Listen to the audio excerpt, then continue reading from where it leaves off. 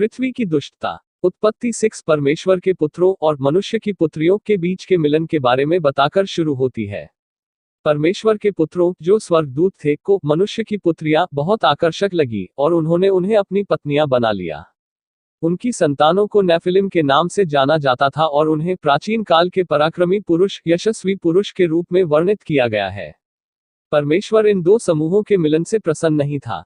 परमेश्वर ने अपने द्वारा बनाए गए संसार को देखा और मनुष्यों के हृदय में दुष्टता का प्रसार देखा। मनुष्य की दुष्टता बहुत बड़ी थी और उसके मन के विचारों की हर एक नियत निरंतर बुरी ही थी। संसार हिंसा और भ्रष्टाचार से भरा हुआ था। परमेश्वर ने मनुष्य और पशु को पृथ्वी से मिटा देने का निर्णय लिया। उसने उन्हें अतिरिक्त 120 वर्षों तक जीवित रहने देने का निश्चय किया। इसका कारण अगले भाग में समझाया जाएगा। नूह, जलप्रलय और जहाज। नूह नामक एक धर्मी व्यक्ति ने परमेश्वर की दृष्टि में अनुग्रह पाया। परमेश्वर ने नूह से कहा कि उसने मानवजाति को नष्ट करने का संकल्प लिया है और उसे एक जहाज बनाने के लिए कहा। जहाज को गोफर की लकड़ी से बनाया जाना था और उस पर राल लगाई जानी थी। यह 300 हाथ लंबा, 1 हाथ लगभग 18 इंच होता है, 50 हाथ चौड़ा और 30 हाथ ऊंचा होना था।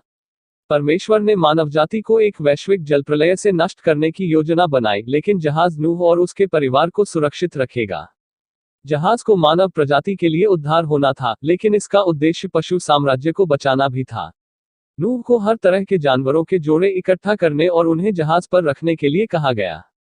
उसे अपने परिवार और जहाज पर मौजूद जानवरों के लिए भोजन इकट्ठा करना शुरू करने का निर्देश दिया गया।